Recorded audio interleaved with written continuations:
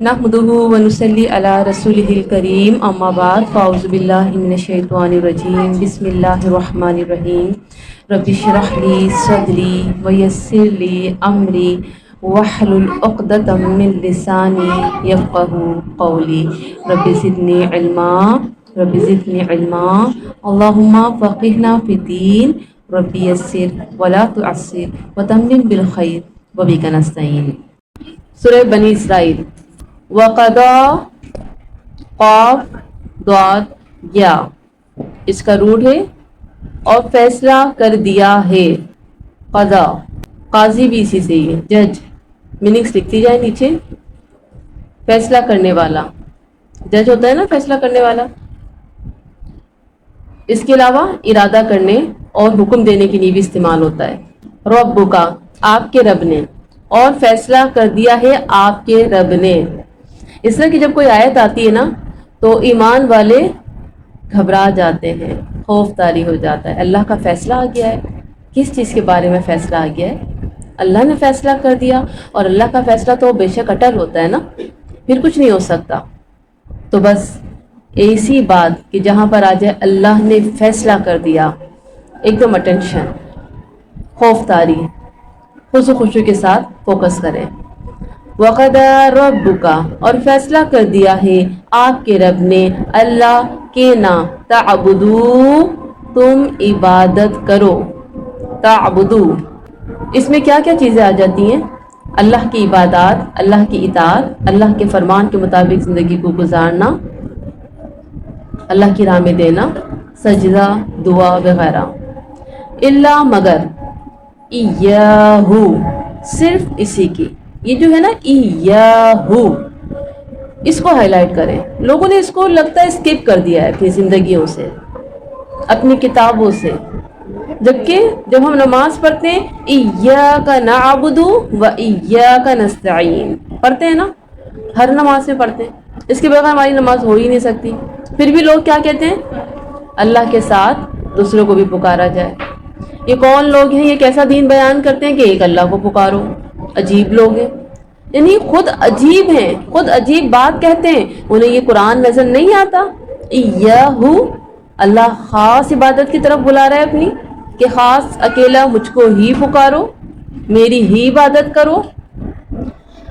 اب قرآن میں ہم نے کئی جگہ اس بارے میں پڑھا کہ اللہ توحید کا حکم دے رہا ہے ہمیں، توحید کے بارے میں ہمیں سمجھا رہا ہے۔ ایک اللہ کی دعوت، دین اسلام کی دعوت ہے، 1,24,000 پیغمبر یہی پیغام لے کر آئے۔ تو قرآن میں شرک کے بارے میں بار بار بتایا گیا کہ شرک کسی بھی طور پر معاف نہیں ہے۔ اللہ نے جب اپنے حقوق کی بات کی تو قرآن میں کئی جگہ اللہ نے اپنے حقوق کے ساتھ والدین کے حقوق کی بات کر ڈالی۔ اللہ اکبر۔ وَبِالْوَالِدَيْنِ إِحْسَانًا، اور ساتھ والدین کے احسان کرنا۔ کتنی بڑی بات ہے نا، کوئی اتنا بڑا ہے کہ وہ جب اپنا ذکر کر رہا ہے، اپنے حقوق کی بات کر رہا ہے، تو ساتھ والدین کی بات بھی کر رہا ہے۔ یہ تو ہلا دینے والی بات ہے ہم جیسی بچیوں کے لیے، کہ جب ہم بچیاں تھے ماں کو کیسے کہہ دیا کرتے تھے؟ کیا ہو گیا امی، آتی ہوں نا؟ کتنا کامن ہے یہ آج کی بچیوں کے لیے، یہ جملے کہنا۔ اف، سن تو لیا، اف، آپ کا تو لیکچر ہی شروع ہو گیا۔ اللہ اکبر۔ اللہ اپنے ساتھ والدین کا ذکر فرما رہا ہے، تو بچیاں خاص طور پر اٹینشن۔ بچیاں کتنی ہیں یہاں پر؟ ویسے تو آپ کی جن کی مائیں ہیں ان کے لیے بھی بہت بڑے بڑے پیغام ہیں آج کی آیت میں، اور جن کے والدین نہیں ہیں ان کے لیے بھی پیغام ہے۔ تو اللہ تعالیٰ والدین کی بات کر رہے ہیں۔ یہ ایک ایسا ٹاپک ہے کہ دل ہل جاتا ہے کہ اللہ اپنے ساتھ والدین کی بات کر رہے ہیں، کیا مقام ہے والدین کا۔ تو بس آج بہت کچھ سننا ہے اور اپنے بچوں کو سنانا ہے جا کے۔ اما، اگر، یبلغن، وہ پہنچیں۔ یبلغن میں کیا روٹ نکل رہا ہے؟ بلغہ، پہنچا دینا، ٹھیک ہے نا۔ اور نون کیا ہے؟ مشدد۔ تو کس کے لیے آتا ہے نون مشدد؟ تاکید کے لیے۔ عندہ کا، عندہ پاس، کا تیرے، تیرے پاس، اگر وہ پہنچے تیرے پاس۔ یہ سمجھ نہیں آ رہا، ماں باپ پہنچے اولاد کے پاس، کیوں؟ ماں باپ کے پاس تو اولاد پہنچتی ہے۔ تو یہاں پر اگلا لفظ بتا رہا ہے کیا بتا رہا ہے؟ عندکل کبر. کبارا کیا ہوتا ہے؟ کاف با را اس کا روٹ ہے، اور کبر کہتے ہیں بڑی چیز کو، ہے نا، بڑا. اور یہاں پر بات ہو رہی ہے بڑی عمر کی، بڑھاپے کو. جب والدین بڑھاپے میں پہنچتے ہیں نا تو وہ اولاد کے پاس پہنچ جاتے ہیں، پھر وہ اولاد کے گھر پر ہوتے ہیں، پھر وہ اولاد کے محتاج ہوتے ہیں، پھر اب اولاد نے ان کی کیئر کرنی ہے. احدہما ان دونوں میں سے ایک، یعنی کسی ایک کی بات نہیں ہو رہی، دونوں میں سے ایک یا دونوں، او یا کلاہما وہ دونوں، یعنی اگر ماں باپ دونوں سلامت ہیں تو دونوں، اگر ایک ہے تو دونوں میں سے جو بھی ہیں، باپ یا ماں.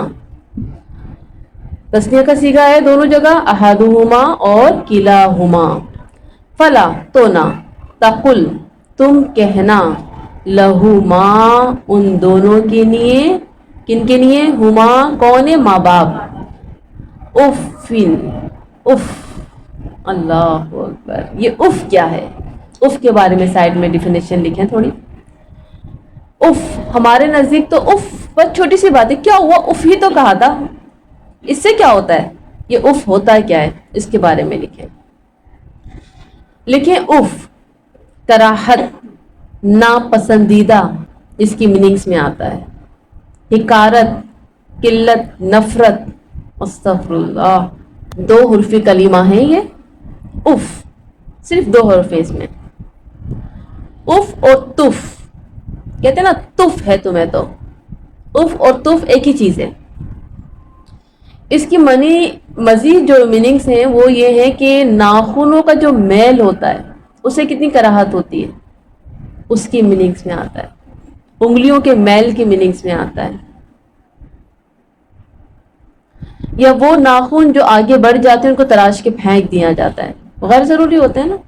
اف، اب آپ دیکھیں گے اف کہاں کہاں جا رہا ہے، اور سوچیں کتنی بار کہا تھا اف اپنی ماں کو. توبہ کریں اللہ سے.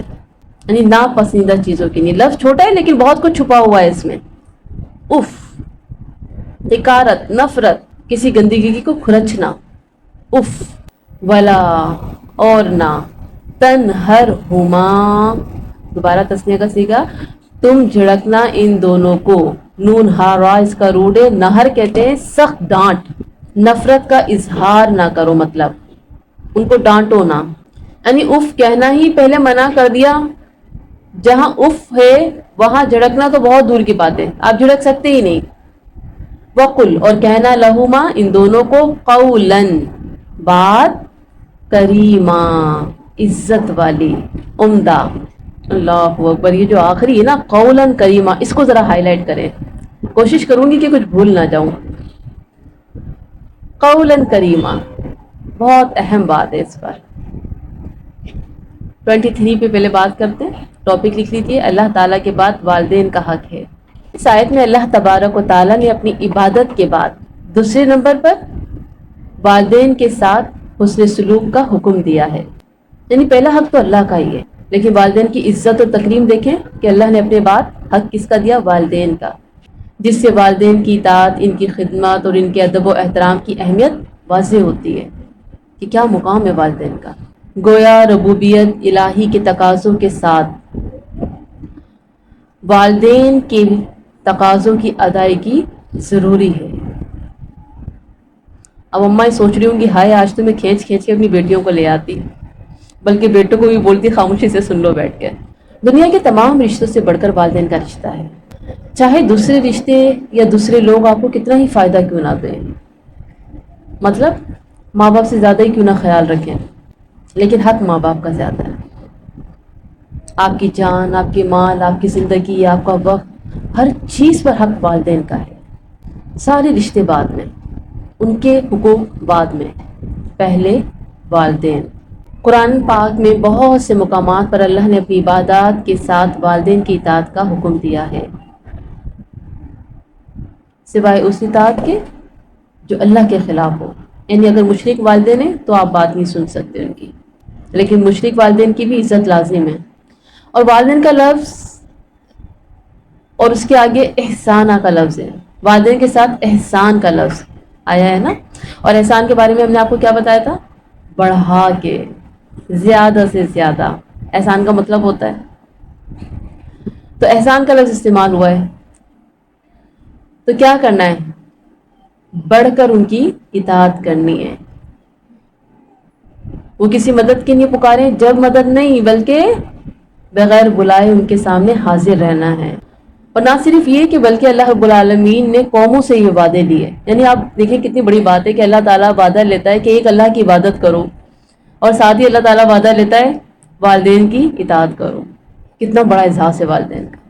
ہم نے سورہ بقرہ میں پڑھا تھا، اور ہم نے بنی اسرائیل سے پکا وعدہ لیا کہ اللہ کی عبادت کرو اور والدین کے ساتھ احسان کرو. سبحان اللہ. عام طور پر تو ہے ہی احسان کرنا والدین کے ساتھ، لیکن یہاں پہ بڑھاپے کا ذکر کر کے مزید کیا فرما دیا کہ بڑھاپے میں اور زیادہ ان کی کیئر کرنی ہے، اور زیادہ ان کا خیال کرنا ہے احسان کے درجے پر. سعید ابن مسیب تابعی تھے، وہ اس کی تفسیر میں لکھتے ہیں ماں باپ کے ساتھ ایسے پیش آؤ جیسے کوئی قصوروار اپنے بدخو آقا سے نرمی سے بات کرتا ہے. یعنی مثال کے طور پہ آپ کا بوس ہے، کوئی آپ کہیں جاب کرتی ہیں، بوس کیا ہے؟ بہت زیادہ غصے کا تیز، بدخو، بد اخلاق، ذرا سی باتوں پر ہائپر ہو جاتا ہے. اب ایسے میں کہ بوس اتنا ظالم ہے اور کوئی مسٹیک ہو گئی، تو اب وہ ورکرز جو ہے وہ کیسے حاضر ہوگا؟ ڈرتا ہوا، سہما ہوا کہ اب یہ میرے ساتھ کیا کرنے والا ہے. تو اس کی تفسیر بیان کی کہ اپنے ماں باپ کے سامنے آپ کو ایسے ہمیشہ حاضر ہونا ہے. اللہ اکبر، کیسے رونگٹے کھڑے کر دینے والی بات ہے کہ دل گویا ہل سا گیا یہ پڑھ کے کہ اتنا احترام والدین کا، ایسے ان کے آگے حاضر ہونا ہے ایک غلام کی طرح. بچے کیسے حاضر ہوتے ہیں؟ بادشاہوں کی طرح، یہ سینہ تان کے، امی کھانا ابھی تک نہیں پکا، ایک تو آپ سے وقت پہ کچھ ہوتا نہیں ہے. یہ ہوتے ہیں طریقہ کار. اللہ اکبر. جھک کر اللہ تعالیٰ اپنے لیے فرماتا ہے کہ رحمان کے بندے تو وہ ہیں کہ جس کے کاندھے جھکے رہتے ہیں. تو اللہ نے والدین کے لیے علیحدہ سے ایک مزید ڈیٹیل کے ساتھ بتا دیا، جھکے رہو ان کے ساتھ. ابھی تو آگے آیت آئے گی نا، اس میں مزید کاندھوں کو جھکانے کی بات آ رہی ہے. تو یہ کیا کتنی خوبصورت بات ہے اس کی تفسیر میں کہ اس طرح سے ان کے سامنے حاضر ہونا ہے. اسی طرح مجاہد، وہ بھی مفسر ہیں، تفسیر لکھتے، تو انہوں نے کیا کہا دیکھیں، ماں باپ بڑھاپے کو پہنچ جائیں تو ان پر گھن نہ کرو، یعنی کراہت نہ کرو. آپ جانتی ہیں نا کہ بڑھاپا کیسا ہوتا ہے، جس میں بیماریاں بھی ہوتی ہیں، انسان کا حسن بھی چلا جاتا ہے، اس کی طاقت بھی ختم ہو جاتی ہے. جبکہ ایک بچہ کیا ہوتا ہے، ایک جوان لڑکا لڑکی کیا ہوتی ہیں، خوبصورت ہوتی ہے، ان پہ پیار آتا ہے اور دل چاہتا ہے ان کو پیار کرنے کا. لیکن ایک بوڑھا انسان کہ اس کی کھال بھی سکڑ رہی ہے، وہ پہلے کیسا ہوا کرتا تھا، اور پھر وقت کے ساتھ ساتھ ہر چیز چلی جاتی ہے. گھن نہ کھاؤ ان سے. تو یہاں پر یہ بات بتائی جا رہی ہے. اور پھر عقل بھی کم ہو جاتی ہے، وہ بار بار غصے بھی ہوں گے، ناراض بھی ہوں گے، تو آپ نے صبر کرنا ہے، احترام کرنا ہے. پھر بات آئی ان سے اف بھی نہ کہو، یعنی لڑنا جھگڑنا، تیز آواز سے بولنا، یا آج کل تو آپ کو پتہ ہے اولڈ ہوم میں بھیج دیتے ہیں، یہ سب بہت دور کی باتیں، بہت دور کی باتیں. اف بھی نہ کہو. لیکن آج کتنے کبیرہ گناہ ہو رہے ہیں والدین کے ساتھ. پھر جو بات آئی نا، جو میں نے آپ کو ہائی لائٹ کروائی، قولاً کریما. اللہ اکبر. وَقُلْ لَهُمَا قَوْلًا كَرِيمًا. یہ یاد کر لیں، بچوں کو جا کے بتانا ہے کیا ہے اس بات میں. اور کہنا ان دونوں کو بات عزت و احترام والی، محبت سے بات کرنا.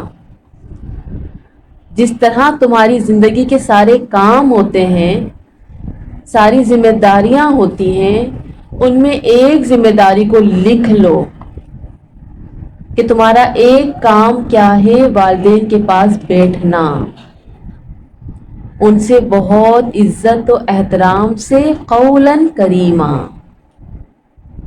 پیار سے محبت سے باتیں کرنا، نرمی سے بات کرنا، ان کے ہاتھ کو پکڑ کے، ان کے پیروں کو دبا کے، ان کے سر کو دبا کے محبت سے ان سے باتیں کرنا.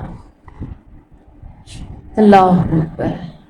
آج کل تو ٹائم ہی نہیں بچوں کے پاس والدین کے لیے. کہیں پیسے کی دوڑ ہے تو کہیں موبائل کی مصروفیت. والدین کے پاس بیٹھ کے ان کے پیر دبانا، ان کا سر دبانا، ان کی خدمتیں کرنا، ان سے میٹھی میٹھی باتیں کرنا. کیونکہ بڑھاپا کیا ہوتا ہے، انسان اپنے آپ کو تنہا فیل کر رہا ہوتا ہے. اب میرے پاس سے سب کچھ چلا گیا، اب یہ بچے ہیں میری خوشی. تو بچوں نے کیا کرنا ہے، وقت نکالنا ہے، ان کے پاس بیٹھنا ہے. اپنی ذمہ داریوں میں سے ایک ذمہ داری کو یہ لکھنا ہے کہ جن کے والدین ہیں مجھے وقت نکال کے ان کے پاس بیٹھنا ہے، ان سے باتیں کرنی ہیں، میٹھی میٹھی باتیں، کہ ان کا دل خوش ہو جائے. پھر اس کے ساتھ دیکھیں، عاجزی اور تواضع اختیار کرنی ہے.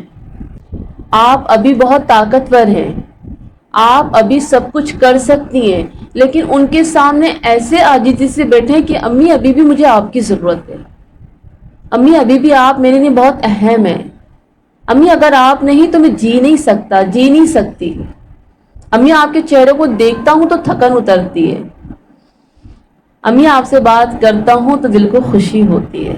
ایسے یہ بات ہوگی. اللہ اکبر. ایسی عاجزی.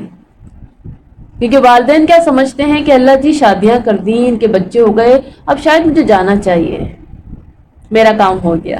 تو بچے بتائیں کہ نہیں، ایسا نہیں ہے، ابھی آپ نے ہمارے بچوں کی بھی شادیاں کرنی ہیں، آپ بہت اہم ہیں، آپ ہی تو ہمارے گھر کی رونق ہیں، آپ نہیں ہوں گے تو ہماری خوشیاں ادھوری ہیں. ایسی باتیں کرنی ہیں، انہیں بتانا ہے کہ آپ ہمارے لیے کتنی خاص ہیں، کتنے خاص ہیں. بے شمار حدیثیں ہیں، اتنی حدیثیں ہیں کہ بیان کرنا مشکل ہے. رسول اللہ صلی اللہ علیہ وآلہ وسلم سے پوچھا، ماں باپ کا اولاد پر کیا حق ہے؟ آپ نے فرمایا، وہ دونوں تیری جنت بھی ہیں اور وہ دونوں تیری جہنم بھی ہیں. اللہ اکبر. اگر وہ خوش ہیں تو تمہارے لیے دنیا میں بھی جنت ہے، وہ دونوں ناخوش ہیں تو دنیا میں بھی تم پر پریشانیاں آ سکتی ہیں. اور آخرت کی جنت اور دوزخ تو ابھی باقی ہے. یعنی جو جنت دنیا میں ہے اس کو چھوڑ کر ہم کیا کرتے ہیں، دوسروں کے دروں پہ جاتے ہیں کہ یہ حاجتیں ہیں ان کو پوری کر دو، مزاروں پہ چادریں چڑھاتے ہیں، پیر فقیروں کے پاس جا جا کے دعائیں کرواتے ہیں، جو دعا دینے والے گھر میں بیٹھے ہیں انہیں بھول جاتے ہیں. ابو درداء رضی اللہ تعالی عنہ سے روایت ہے کہ باپ جنت میں داخل ہونے کا درمیانی دروازہ ہے، اگر چاہو تو اس کی نگہداشت کرو، چاہو تو اسے کھو دو. یعنی یہ مین ڈور ہے آپ کے لیے. حضرت عبداللہ بن عمر، زبر آئے گا عین پر کیونکہ اس کے آگے واو ہوتا ہے، سے روایت ہے، اللہ کی خوشنودی باپ کی خوشنودی میں ہے اور اللہ کی ناراضگی باپ کی ناراضگی میں ہے. اللہ اکبر. آج بیٹے باپ سے آگے نکل جاتے ہیں نا، ترقی یافتہ دور ہے، بہت اسکلز ہیں سامنے، تو بہت کچھ کرنے کے مواقع ہیں. تو باپ جو بیچارہ بائک پہ تھا آج بیٹے کاروں میں ہے. تو کیسی بھی حالت میں ہو، کامیاب سے کامیاب ہو جائیں، لیکن باپ کا ایک مقام ہے. وہ آپ سے خوش ہیں تو اللہ آپ سے خوش ہے. حضرت سعید خدری رضی اللہ تعالی عنہ فرماتے ہیں، جنت میں وہ شخص داخل نہ ہوگا. رسول اللہ صلی اللہ علیہ وسلم نے فرمایا جنت میں وہ شخص داخل نہ ہوگا. اب اس کی 3 باتوں میں سے ایک بات کیا ہے، ماں باپ کا نافرمان، اور 2 کیا ہے، احسان جتانے والا اور شرابی. حضرت ابو ہریرہ سے روایت ہے کہ رسول اللہ صلی اللہ علیہ وآلہ وسلم نے فرمایا، خاک آلود ہوں اس شخص کی ناک، یعنی ذلیل رسوا ہو، مصیبت میں پڑے، اس کا مطلب یہ ہوتا ہے جس کے ماں باپ دونوں میں سے ایک بوڑھے ہو گئے اور وہ جنت میں داخل نہ ہو سکا. یعنی بڑھاپے میں خیال نہ رکھا اس نے، ماں باپ بوڑھے ہیں، ان کا آپ خیال رکھتی ہیں، ان کی آپ کیئر کرتی ہیں، تو یہ جنت میں جانے کا راستہ ہے. تو ماں باپ کا بڑا احترام ہے. ان کے لیے ہم نے آج جو آیت پڑھی ہے اس میں اہم چیز کیا، احسانہ. احسان یہ نہیں کرنا، یہ نہیں سوچنا کہ اماں نے اگر ہمارا خیال رکھا تو یہ تو ماں تھی، ماں تو مجبور ہوتی ہے اپنی محبت کے آگے. تو یاد رکھیں کہ احسان کا لفظ ہے کہ بڑھا کے احسان کرنا ہے، آپ نے اور زیادہ ان کی کیئر کرنی ہے، اور زیادہ ان سے محبت کرنی ہے، ان کو عزت دینی ہے، اور اگر یہ بڑھاپے میں پہنچ گئی ہیں تو اب تو اف بھی نہیں کرنا، اور پھر یاد رکھنا ہے کہ مجھے اپنی ماں سے یہ باتیں کرنی ہے جو آج میں نے سنی ہے کہ وہ میرے لیے کتنی اہم ہے۔ پھر دیکھیں اسی کے ساتھ یہ بھی ماں باپ کی باتیں ہیں، وخفض، خا فا ضاد، وخفض اور جھکائے رکھنا۔ اب دیکھیں یہاں پہ جو خا فا ضاد کا لفظ آ رہا ہے، جھکائے رکھنا، اس کے بارے میں تھوڑا سا لکھ لیجیے۔ جھکائے رکھنا یعنی اس کی دوسری میننگس میں آتا ہے نرم، اور ہم نے پڑھا تھا قرآن میں خافضات الرافیہ، یہ بہت کامن ہے، یہ سورہ آپ لوگوں نے پڑھی ہوئی ہے۔ تو خافضات الرافیہ، رفع کی ضد ہے خفض، خافا ضاد، خافضہ جھکے ہوئے، اور انگور کی بیل کو بھی کہا جاتا ہے، کیوں؟ کیونکہ انگور کی جو بیل ہوتی ہے نا وہ جھکی ہوتی ہے۔ لہما ان دونوں کے لیے، جناحا بازو، جناحا بازو یعنی پر، ونگز، ذلی عاجزی کے۔ اب ذلی کا جو لفظ ہے ذلت سے ہے نا، تو ایک ذلت گراتی ہے اور ایک ذلت اونچا کرتی ہے۔ یہاں پہ جو ذلی کا لفظ آیا ہے ذا لام لام، یعنی اگر آپ طاقتور ہیں اور کوئی آپ کے آگے کمزور ہے اور آپ جھکی ہوئی ہیں تو یہ جھکاؤ، یہ ذلت آپ کو اللہ کیا اونچا کرتی ہے، یہ بات یہاں پہ سمجھائی جا رہی ہے۔ اب اولاد جو ہوتی ہے اپنے ماں باپ کے آگے طاقتور ہوتی ہے، اس کا دور ہوتا ہے نا وہ تو، اور ماں باپ کمزور ہو چکے ہیں، لیکن اولاد نے اپنے کاندھے جھکائے ہیں اپنے ماں باپ کے آگے، تو یہ جھکنا، یہ ذلت، یہ اللہ کیا بہت اونچا کرتی ہے۔ نہ صرف اللہ تعالیٰ فرماتا ہے آخرت میں اس کا اجر ہے، بلکہ دنیا میں بھی ہے۔ اللہ دنیا میں کیسے؟ مکافات عمل، جو آپ کرو گے آپ کیا کیا ہے۔ آپ کی بھی تو اولاد ہوگی، وہ اولاد بھی تو آپ کو وہی عزت دے گی جو آپ دیتے ہیں اپنے والدین کو۔ من الرحمہ، رحمت سے، وقل اور کہنا، رب ارحمہما کما ربیانی صغیرا، اے میرے رب رحم کیجیے ان دونوں پر جیسا کہ ان دونوں نے پرورش کی میری بچپن میں۔ صغیرہ کیا ہوتا ہے؟ چھوٹا، فاعل کے وزن پر۔ اب یہاں میں پرندے سے جو مثال دی، لکھے پرندہ جب اپنے بچوں کو اپنے سائے شفقت میں لیتا ہے، جناحہ کا لفظ آیا ہے نا، پرندہ جب اپنے بچوں کو اپنے سائے شفقت میں لیتا ہے، جو ان کے لیے اپنے بازو پست کر دیتا ہے، تو کہا کہ تو بھی اپنے والدین کے ساتھ اسی طرح اچھا اور شفقت کا معاملہ کرنا، ان کی اسی طرح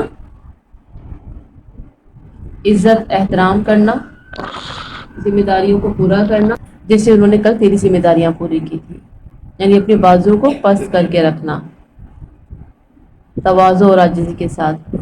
یعنی بات اوپر کیا ہوئی تھی؟ قولاً کریمہ کی نا، تو یہاں پہ اللہ رب العالمین کہہ رہے ہیں کہ بات تو آپ نے نرم کرنی ہی ہے، اف بھی نہیں کرنا، لیکن فزیکلی بات ہو رہی ہے، اپنی باڈی کو بھی جھکا کے رکھنا ہے۔ پہلے جملوں کی بات آ رہی تھی نا کہ اف بھی نہ کہیں، قولاً کریمہ کہیں، اب یہاں پر کیا ہے؟ اپنے بازوؤں کو بھی جھکا کے رکھو، اپنے کاندھوں کو جھکا کے رکھو، ان کے سامنے اکڑ کے نہ چلو۔ اور دعا بھی کتنی خوبصورت سکھائی، جس میں کیا ہے کہ اپنا بچپن یاد کر کے کہ جب ہم چھوٹے تھے، ہم کمزور تھے، ہم اپنے پیرنٹس کے محتاج تھے، نہ خود کھا سکتے تھے، نہ پہن سکتے تھے، نہ خود کو صاف کر سکتے تھے، انہوں نے کس محبت کے ساتھ ہمیں پالا۔ اس وقت کہ جب ہم کچھ بھی نہیں کر سکتے تھے، انہوں نے ہمارا سب کچھ کیا۔ اب یہ بوڑھے ہو گئے، اب مجھے ان کا سب کچھ کرنا ہے۔ یعنی اس دعا میں انسان اپنے بچپن کو بھی یاد کرتا ہے، اور اس کے ساتھ ساتھ دعا بھی کرنی ہے والدین کے لیے کہ اللہ تو ان دونوں پر رحم کر، کیونکہ ظاہر ہے ہم ان کی کتنی ضروریات پوری کر سکتے ہیں، لیکن کچھ تکلیفیں ایسی ہوتی ہیں، بلکہ سب کچھ اللہ کے ہی ہاتھ میں ہے، ہم تو کوشش کر سکتے ہیں۔ تو اللہ سے ہم کیا دعا کرتے ہیں کہ اللہ تعالیٰ انہیں ہر غم اور تکلیف سے بچا، بیماریوں سے بچا۔ اللہ سے بھی ان کے لیے دعائیں کرنی ہیں، تو یہ دعا کثرت سے پڑھنی چاہیے، یہ بہت پیاری دعا ہے والدین کے لیے، اٹھتے بیٹھتے نماز میں لازمی اس دعا کو پڑھتے رہیں۔ پھر دیکھیں 25 ربکم، رب تمہارا، عالمو زیادہ جانتا ہے، بیما اسے جو فی نفوسکم تمہارے نفسوں میں، نون فاسین نفس یعنی جانوں میں ہے، دلوں میں ہے، ان تکونو اگر تم ہوگے صالحین نیک، فانہ تو یقیناً وہ کانا ہے وہ للاوابین، اوابین کیا ہے؟ اواب کی جمع اوابین، رجوع کرنے والوں کے لیے۔ اواب کیا ہے؟ رجوع کرنا، بار بار رجوع کرنا۔ غفورا بہت بخشنے والا، یعنی آپ بار بار رجوع کریں، اللہ بہت بخشنے والا ہے۔ تو لکھیے 25 میں تمہارا رب سب جانتا ہے، تمہارے دلوں میں کیا ہے، تمہارے نفسوں میں کیا ہے، ماں باپ کی اطاعت کس جذبے سے کر رہے ہو، اللہ سب جانتا ہے۔ کیا آپ لوگوں کو دکھانے کے لیے کر رہے ہیں کہ لوگوں کے سامنے تو بہت ماں باپ کی خدمتیں، ان کے لیے بڑے اچھے جملے، ان کے آگے پیچھے ہونا، اور پھر تنہائی میں ان سے سختی سے بات کرنا، ان کے ساتھ غلط رویہ اختیار کرنا؟ اللہ سب جانتا ہے کہ تم کس طرح سے کون سے عمل کر رہے ہو۔ یعنی جو عمل کرتا ہے اللہ کی رضا کے لیے کرنا چاہیے، جو بھی عمل کرتا ہے اسے کیا کرنا ہے؟ اللہ کی رضا کے لیے عمل کرنا ہے، میرا رب راضی ہو جائے۔ اگر تم واقعی نیک عمل کرنے والے ہو اور بار بار یہ نیکیاں کرنا، اللہ کو راضی کرنا، والدین کو راضی کرنا، یہ اللہ کی طرف رجوع کرنا، اللہ کو اتنا پسند ہے کہ اللہ اس بندے کو بخش دیتا ہے، اسے معاف کر دیتا ہے۔ اصل میں بات یہ ہے کہ ماں باپ کی ہم خدمت کر رہے ہیں، لیکن پھر بھی بہت کچھ کمی رہ جاتی ہے، بہت کچھ کوتاہیاں ہو جاتی ہیں، نہ چاہتے ہوئے بھی کچھ نہ کچھ غلط تو ہو ہی جاتا ہے۔ تو یہاں پر اللہ تعالیٰ ہمیں کیا سمجھا رہے ہیں کہ اگر کچھ ہو بھی جاتا ہے تو کیا کریں؟ رجوع کریں اپنے رب کی طرف، اللہ سے بخشش مانگے، اللہ معاف کر دے گا، اور اپنی اصلاح کریں۔ جو غلط ہو گیا اب غلط نہیں کرنا، اطاعت کرنی ہے، ان کی بات ماننی ہے۔ پہلے مجھے نہیں پتا تھا اتنا، لیکن اب مجھے کرنا ہے، اچھے اعمال کی طرف بڑھنا ہے۔ اور پھر احادیث والدین کے لیے بے شمار حقوق ہیں، ان کی زندگی کے تو ہم نے کچھ بتا بھی دیے، لیکن اور بھی بہت ساری حدیثیں ہیں، لیکن ان کے جانے کے بعد بھی ذمہ داریاں ہیں۔ ہم کیا سوچتے ہیں اماں ابا چلے گئے بس ذمہ داریاں ختم؟ نہیں، ایسا نہیں ہے۔ ماں باپ چلے جاتے ہیں تو اب اور ذمہ داری ہیں، وہ کیا؟ سب سے پہلے ان کے لیے دعائیں بھیجیں، دعائیں کے تحفے بھیجیں۔ یہ اولاد ہے جو جانے والے کے لیے بہت اہم ہے، اب آپ نے ان کے لیے دعائیں بھیجنی ہے، اور پھر آپ کا ہر کیا ہوا عمل، اب وہ چاہے اچھا ہو یا برا، اس کی جزا اور سزا ملے۔ اللہ اکبر۔ ماں باپ کیوں اتنی فکر کرتے ہیں؟ بیٹا نماز پڑھ لو، بیٹا نماز پڑھ لو۔ وہ جانتے ہیں نا پڑھے لکھے ماں باپ کہ کل قیامت کے دن کیا ہوگا، یا میں مر جاتی ہوں تو میرے ساتھ کیا ہوگا، لوہے کے عذر مارے جائیں گے۔ اپنے پیچھے ایسی اولاد چھوڑ کر آئی ہو جسے نماز تک کا ہوش نہیں، جسے پتہ ہی نہیں گناہ کہتے کسے۔ اس لیے مائیں فکر کرتی ہیں، اس لیے مائیں جب نماز پڑھتی ہیں تو اپنی اولادوں کو بھی اٹھاتی ہیں کہ پڑھ لو نماز۔ چاہے ابھی اولاد غفلت کا شکار رہیں، لیکن ایک دن آتا ہے کہ وہی بچے نماز کے پابند ہو جاتے ہیں۔ محنت کرنا پڑے گی، آپ یہ نہ سوچیں سنتے ہی نہیں، کیا کریں، یہ بچے سنتے ہی نہیں ہیں، آپ یہ نہ سوچیں، آپ اپنی محنت جاری رکھیں، آپ کہتے رہیں۔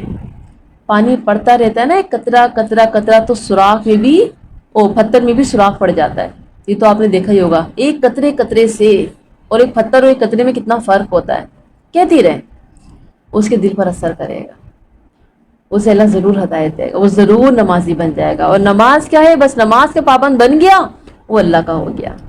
5 بار جب اتنے بڑے سے ملاقات ہو جاتی ہے نا روزانہ، تو وہ انسان اللہ کا ہو جاتا ہے، اللہ اسے جینا سکھا دیتا ہے، اللہ اسے اپنے راستے پر ڈال دیتا ہے، باقی کام اللہ خود لیتا ہے۔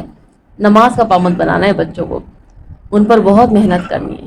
بچے واقعی غصے ہوتے ہیں، چڑ جاتے ہیں، بچوں کو یہ بات سمجھ نہیں آتی ہے، لیکن آپ تو سمجھتی ہیں نا یہ بات، تو آپ سب کو محنت کرنی ہے، بچوں کو نماز کی طرف لے کر آنا ہے، مانے یا نہ مانے، آپ کا کام ہے انہیں بار بار کہنا، ہر نماز کی یاد دلانا۔ بچے ہر نماز ہی بھول جاتے ہیں، تو آپ نے کیا کرنا ہے؟ ہر نماز کی یاد دلانی ہے۔ یہ کیا ہے؟ یہ ذمہ داری ہے۔ پھر کیا ہوگا؟ مر جائیں گے ہم تو یہ بچے انشاءاللہ ضرور نمازوں کے پابند بن جائیں گے۔ تو جو بھی کریں گے بچے، وہ ہمیں اس کا اجر یا سزا یا جزا ملے گی۔ تو مرنے والے جن کے چلے گئے ماں باپ، ان کی ذمہ داریاں ختم نہیں ہوئی ہیں، انہیں کیا کرنا ہے؟ اپنے ماں باپ کے لیے دعائیں کرنی اور خوب اچھے اچھے نیک کام کرنے ہیں۔ آج اب یہاں بیٹھی پڑھ رہی ہیں نا، میں یہاں پر پڑھا رہی ہوں تو اس کا اجر امی کو مل رہا ہوگا، ماں باپ کو یہ صلہ دیا جا رہا ہوگا کہ آپ ایسی اولاد چھوڑ کر آئیں جو قرآن کو سمجھتی ہے، سمجھاتی ہے۔ تو یہ اجر اگر ماں باپ کو دینا ہے تو پھر ہمیں تیاری کرنی ہے کہ آج جس سیٹ پر، جس جگہ پر ہم بیٹھے ہیں نا، وہاں پہ ہمارے بچے بیٹھے ہوں، وہ بھی قرآن کلاس کا حصہ بنے، تاکہ میں چلی جاؤں لیکن میرے بچوں کی نیکیاں مجھے ملتی رہیں۔ تو تیار کرنا ہے، اپنے اپنے بچوں کو تیار کریں، اپنی اپنی بیٹیوں کو تیار کریں، اپنے اپنے بیٹوں کو تیار کریں کہ بیٹا آپ نے بھی پڑھنا ہے، پڑھانا ہے، آپ نے دین کا حصہ بن کے رہنا ہے۔ نہ صرف پڑھانا بلکہ پڑھتے بھی رہیں، زندگی بھر قرآن کلاس کا حصہ بن کے رہیں، تو یہ اجر آپ کو ملتا ہی رہے گا۔ تو یہ کوشش جاری رکھنی ہے انشاءاللہ۔ تو لیسن لکھ لیجئے، صرف اللہ کی عبادت لازم ہے، پھر سارے حقوق العباد ہیں۔ اب ہم کیا کرتے ہیں؟ سارے حقوق العباد پورے کر رہے ہوتے ہیں، اللہ کی عبادت کا ہمیں ہوش ہی نہیں۔ کیوں؟ میں اماں کا بڑا اطاعت گزار ہوں نا، اس کا اجر مجھے مل جائے گا۔ آپ اگر نماز نہیں پڑھتے نا، آپ اماں کے قدموں میں بیٹھے رہیں، کوئی فائدہ نہیں ہے۔ وہ ڈاکٹر ذاکر نائک کبھی کہہ رہے تھے نا کہ فلسطین پر بات کرنے والے تو بہت ہیں، پانچوں ٹائم کی نماز پڑھنے والے کوئی نہیں ہے۔ کیا فائدہ فلسطین کے لیے اتنا زیادہ بولنے کی؟ پہلے آپ نماز تو پڑھیں، پہلی چیز تو نماز ہے نا آپ کی۔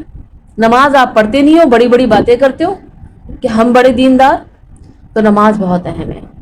تو سب سے پہلے کیا ہے؟ اللہ کی عبادت لازم ہے، پھر سارے حقوق ہیں، پھر والدین کے حقوق، رشتوں کے حقوق۔ اگر اللہ کو چھوڑ کر حقوق العباد کو اہمیت دیں تو یہ قبول نہیں ہوگا، یہ آپ کی غلط فہمی ہے۔ ماں باپ زندگی کے سب سے اہم رشتے ہیں، ان کی عزت، ان سے محبت کرنا فرائض میں شامل ہیں۔ تو کیا بات سمجھ میں آ گئی آج؟ سب سے پہلے میرے لیے میرے ماں باپ ہیں۔ میرے ماں باپ تو اس دنیا سے چلے گئے، آپ کے شاید ہیں، تو موقع آپ کا بھی نہیں گیا، موقع میرا بھی نہیں گیا۔ میں اپنے بچوں میں کھو کر اپنی زندگی نہیں گزار سکتی، مجھے بار بار اپنے ماں باپ کے لیے دعائیں کرنی ہے۔ تو دعا کرتے ہیں اللہ تعالیٰ میرے ماں باپ اس دنیا سے جا چکے، انہیں جنت الفردوس میں اعلیٰ مقام دینا، ان کی قبروں کو جنت الفردوس کے باغوں میں سے ایک باغ بنا دینا، اللہ تعالیٰ اپنی رحمت خاص فرما دینا، اور جن کے ہیں اللہ تعالیٰ انہیں خیر و عافیت والی، سلامتی والی زندگیاں دینا۔ آتی اور دو ذل قربا، قرابت دار کو۔ اب قرابت دار جو قریبی رشتے ہوتے ہیں، اور ان قریبی رشتوں میں سب سے پہلا رشتہ کون سا ہوتا ہے؟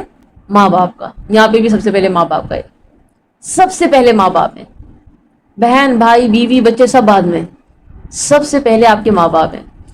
اور جو ہماری بچیاں سن رہی ہیں نا، بچیاں کہیں ساری، آج آپ نے جا کے نا سب سے پہلے اپنی ماں کے گلے لگ رہے ہیں، ٹھیک ہے؟ یہ آپ کا ہوم ورک ہے۔ آپ کیا کریں گی؟ اپنی اماں جی کے جا کے گلے لگیں گی، ان کے گال پہ پیار کریں گی اور پوچھیں گی امی آپ کے سر میں مالش کر دوں آج میں؟ ہم نے پچھلی کلاس میں یہ کروایا تھا ساری اسٹوڈنٹ سے الحمدللہ، اور ان لوگوں نے کیا تھا۔ تو ہماری جو نیو اسٹوڈنٹ ہیں ان کو بھی ذمہ داری ہے، شادیاں ہو گئی ہیں امی میکے میں، آپ نے جا کے کام کرنا ہے، یہ امی کے سر کی مالش کرنی ہے۔ اور پچھلی دفعہ میں نے ایک لیسن بھی آپ لوگ کو دیا تھا کہ دیکھیں بیٹیوں کی شادیاں ہو جاتی ہیں نا تو بہوؤں کی ذمہ داریاں نہیں ہوتی اماں کو سنبھالنا، آپ کی ذمہ داری ابھی بھی ہے، کیونکہ اماں نے آپ کو پال پوس کے بڑا کیا تھا، بہوؤں کو نہیں۔ تو آپ نے کیا کرنا ہے؟ ٹائم سے جایا کریں، اپنی امی کے کپڑے استری کر کر آیا کریں، امی کے کپڑے دھو کر آیا کریں، امی کی خدمتیں کر کر آیا کریں۔ تو کیا کہہ رہے ہیں اللہ تعالیٰ؟ اور دو قرابت دار کو حقہ، حق کس کا؟ یہ حق کیا ہے؟ کون سے حق کی بات ہو رہی ہے؟ ہم کیا سمجھتے ہیں؟ صرف مال، صرف دولت؟ محبت، عزت، احترام، اہمیت، یہ بہت اہم چیزیں ہوتی ہیں۔ کسی کو دیکھ کے مسکرانا بھی صدقہ ہے، آپ دیکھ کے مسکرا دیں میری بہن آ گئی، بہن کو دیکھ کے مسکرانا بھی صدقہ ہے۔ والمسکینہ، اور مسکین کو۔ اب مسکین کس سے ہے؟ سکن سے، سین کاف نون اس کا روٹ ہے، سکون۔ مسکین کیا ہوتا ہے؟ خاموشی سے ایک جگہ بیٹھ جاتا ہے۔ مسکین کیا ہوتا ہے؟ کسی سے کچھ نہیں کہتا۔ مسکین کون ہوتا ہے؟ جو دل کی بات دل میں رکھ لیتا ہے، جو تنہائی میں بیٹھ جاتا ہے، جو سفید پوش ہوتے ہیں، جو لوگوں سے کہہ کے نہیں بولتے میری مدد کرو، ان کی مدد کی جاتی ہے، ان کی ذمہ داریاں اٹھائی جاتی ہیں۔ والمسکینہ، اور مسکین کو۔ وابن السبیل، اب سبیل آپ کو پتہ ہے اس راستے سے جو راستوں میں چلتے ہیں ان کو کس کو کیا کہا جاتا ہے؟ مسافر۔ تو پہلے کے لوگ جو مسافر ہوتے تھے نا ان کے لیے بڑی مشکلات تھی، لیکن آج کے مسافر تو کال کر کے سب کچھ منگا لیتے ہیں، لیکن پھر بھی خیال رکھنا چاہیے کیونکہ کرنسی کا بھی بہت بڑا یہ معاملہ ہو جاتا ہے کہ اگر کوئی دوسرے ملک سے آیا ہے تو اگر اس کے پاس چند پیسے وہ لے کر آئے تو وہ ختم بھی ہو سکتے ہیں، تو ہم اس کو کھانا کھلا سکتے ہیں، اس کی ضروریات کو پورا کر سکتے ہیں، اس کو چھوٹی موٹی شاپنگ کرا سکتے ہیں۔ تو یہاں پہ اللہ تعالیٰ کس کے حقوق بتا رہے ہیں؟ قریبی رشتہ داروں کے، مسکینوں کے اور مسافروں کے، ولا، اور نہ تبذر با زال را تم بیجا خرچ کرو، تبذیرا بیجا خرچ کرنا. بذرن کس کو کہتے ہیں؟ لکھیں، بذرن کہتے ہیں بیج کو. بیج جو کھیت میں بکھیر دیا جاتا ہے، کسان بکھیرتا ہے نا، ایسے کر کے بکھیر رہا ہوتا ہے. وہ دیکھتا نہیں ہے کہ وہ کہاں کہاں بیج جا رہے ہیں. وہ کہیں اچھی زمین پہ جاتے ہیں تو کہیں خراب زمین پر. تو بے جا خرچ کرنا، بس خرچ کرو، کیسے بھی کرنا ہے، دیکھ بھال کے خرچ نہیں کیا جاتا نا، تو اس لیے فضول خرچے کی میننگس میں اس کو آیا ہے. تو اسی سے جو ہے بیج ہے. دیکھیں قرآن کے ایک ایک لفظ میں کتنے راز چھپے ہوتے ہیں. اللہ اکبر. حقوق العباد اس کا ٹاپک ہے. 26, 27, 28, 29 حقوق العباد پر چلیں گی. والدین کے بعد رشتہ داروں کے حقوق کی بات ہے. ذی القربہ میں سب سے پہلے رشتہ داروں میں والدین آتے ہیں، لیکن چونکہ ابھی آیت پہلے والدین کی ڈیٹیل سے بیان کی تو اس لیے ہم نے کہا والدین کے بعد اب مزید رشتوں کی بات. پہلا حق تو ماں باپ کا ہی ہے، پھر قریب ترین یعنی ماں باپ کے بعد بہن بھائی بیوی بچے وغیرہ، پھر خالہ پھپھو وغیرہ. یہ سارے جو خونی رشتے ہوتے ہیں اور جو قریبی رشتے ہوتے ہیں باپ کی طرف کے اور ماں کی طرف کے، دونوں کی طرف کے. اکثر کیا ہوتے ہیں بچے صرف ننیال پیارا ہوتا ہے، ددیال تو بہت ڈینجر ہے ہمارا، ہم کیا بتائیں، زیادہ تر ددیال کو ڈینجر کہہ دیا جاتا ہے، جبکہ خونی رشتے وہاں پر ہوتے ہیں. تو دونوں ہی کی اہمیت بتائی گئی ہے قرآن میں، دونوں رشتوں کی بہت اہمیت ہے. تو یہ فیملی ممبرس کی طرح ہوتے ہیں، فیملی ممبرس ہوتے ہیں گویا. تو کیا کہا جا رہا ہے کہ ان کو ان کا حق دو. حق میں محبتیں ہیں، اہمیت ہے، رشتوں کی قدر ہے. کبھی تحفے دے دیا کریں، کبھی کھانے پہ بلائیں، تو یہ تمام حق ہیں. پھر اس کے علاوہ جو وراثت کے حق ہوتے ہیں وہ بھی اس میں ہم شامل کر سکتے ہیں. اب یہاں پہ بات یہ سمجھائی جا رہی ہے کہ آپ باہر والوں کی تو بہت اچھے بن کے رہتے ہو، دنیا آپ کی واہ واہ کرتی ہے، گھر والوں سے پوچھو تو پتہ چلتا ہے وہ اتنی خطرناک ہے. ایسی سچویشن نہیں ہونی چاہیے. یعنی گھر والوں سے سیدھے منہ بات ہی نہیں کرنا. باہر والوں کے لیے خوش اخلاق ہے، گھر والوں کو اگنور کرتے ہیں اور باہر والوں کے لیے بہت اچھا اخلاق رکھتے ہیں. یہ کیفیت نہیں ہونی چاہیے. سب سے پہلے آپ کو اپنے گھر والوں سے مسکرا کے بات کرنی ہے، ہنسنا ہے، بولنا ہے، پھر آپ کے دوسرے لوگ ہیں. حقہ اچھا سلوک کرو، محبت ضروریات زندگی ان کو دو، لک آفٹر کرو. تو یہ تمام کام کہاں سے شروع کرنے؟ قریب کے لوگوں سے، ماں باپ بہن بھائی اولاد پھپھو خالہ وغیرہ. پھر اس کے بعد بات آئی مسکین کو بھی حق دو اور مسافروں کو بھی. یعنی یہی سب کچھ قریبی رشتوں کے لیے ہے اور یہی ان کو بھی دو. ایسا نہ ہو کہ بس ہمیں تو قریبی رشتوں کا حکم دیا تھا، نہیں، ان کو بھی آپ کو یہ حق دینا چاہیے، محبت، عزت، احترام، ضروریات زندگی، مدد وغیرہ. لیکن یہاں دیکھیں آپ، ایک جگہ حقوق ادا کرنے کی تلقین کی بات ہوئی اور پھر کیا بات ہو گئی؟ تو بذر تبذیرا، فضول خرچی مت کرو. ایک طرف حقوق ادا کرنے کی تلقین ہے اور دوسری طرف فضول خرچی سے بچنے کی تلقین. بہت زبردست حکمت ہے اس میں، بہت اہم نقطہ ہے جو سمجھ میں آتا ہے. یعنی آپ حقوق ادا اسی صورت میں کر سکتے ہو جب آپ فضول خرچی نہ کرو، جب آپ اسراف نہ کرو. کیونکہ فضول خرچی ہوتی ہے نا جب، پھر آپ کسی کی ہیلپ نہیں کر سکتے، پھر تو اپنا بھی پورا نہیں پڑے گا. اگر آپ 20-20 ہزار کے جوڑے پہنیں گی نا، آپ کہاں کسی کی نہیں کچھ کر سکتی ہیں، پھر تو آپ کے اوپر ہی ختم ہو جائے گا سب کچھ. نہ خرچ کرنا یعنی اللہ کی ناراضگی کا باعث ہے. ضروریات سے زیادہ خرچ کرنا اسراف ہے. ہوتا ہے نا آج کل شادیوں میں اتنی نمود و نمائش، اتنا خرچہ کہ وہ خرچوں میں اتنا پیسہ لگ جاتا ہے کہ رشتوں کو اسکپ کر دیا جاتا ہے. اس کو بھی چھوڑ دو، اس کو بھی چھوڑ دو، اس کو بھی چھوڑ دو، تھوڑے سے لوگوں کو بلا لو. کیوں؟ وہ خرچے اتنے ہو گئے، اب کتنا کھانا پکوائیں. جبکہ جہاں خرچہ نہیں کرنا چاہیے تھا وہاں نہ کرتے، بلکہ جتنے لوگوں کو بلا سکتے اپنی خوشی میں شامل کر لیں. پہلے تو یہ ہوتا تھا، پہلے بہت لوگوں کو بلایا جاتا تھا، اب نہیں بلایا جاتا. اب بہت خرچہ اپنی ذات پہ کیا جاتا ہے. کپڑے بہت ایکسپینسیو، جیولری ہے، اور پھر اور سارے جو بلا وجہ کے ایونٹ بنا دیے، برائڈل شاور اور خیر کی دعا اور پتہ نہیں کیا کیا. پھر کیا ہوتا ہے؟ بس چند لوگ ہوتے ہیں مخصوص، بس یہی آئیں گے ان چیزوں میں، اور باقی سب کو چھوڑ دو. اور پھر کیا ہوا؟ جو دور کے رشتے ہو گئے، ہم بھول ہی گئے کون تھے وہ. ہمیں یاد ہے ہماری شادی میں کون کون آتا تھا، کون کون سے رشتے آتے تھے. یعنی سگی خالائیں سگی پھپھوئیں تو ہوتی تھی، سگے سارے رشتے تو ہوتے تھے، پھر وہ ہماری امی کی ساری کزنس ہوتی تھی، ہمارے ابو کے ساری کزنس ہوتے تھے. آج ہوتا ہے ایسا؟ نہیں ہوتا. آج تو اپنے ہی نہیں ہوتے، وہ پھپھو نہیں بیٹھی، وہ خالہ نہیں بیٹھی. شادیوں میں جو ناراضگی ہے، اور کیسے منانے کے لیے دوڑ رہے ہوتے ہیں کہ ہماری ناک نہ کٹ جائے. ہاں اپنے رب کو ناراض کر رہے ہوتے ہیں، اس کی فکر نہیں ہوتی ہے ہمیں. کہ جب ہم فضول خرچی کرتے ہیں تو پھر کیا ہوتا ہے، پھر ہمیں کوئی اور نظر نہیں آتا اپنی ذات کے علاوہ. پھر تو اپنے بچے اور اپنے گھر کے خرچے، اسی میں ہی سارا پیسہ لگ جاتا ہے. اور پھر ہم کیا کہتے ہیں کہ ہم کیا کسی کی مدد کریں، ہمارا تو اپنا ہی پورا نہیں ہو رہا. یہ بہت عام جملہ ہے، ہر کسی کی زبان پر آ گیا ہے. اور پھر آج کا باپ کہتا ہے کہ خوب کما کے خوب خرچ کر کے، کماتا کس کے لیے ہوں؟ ان بچوں کے لیے. سب سے عالیشان شادی میرے گھر ہونی چاہیے، سب سے عالیشان کپڑا میرے بچے پہنے.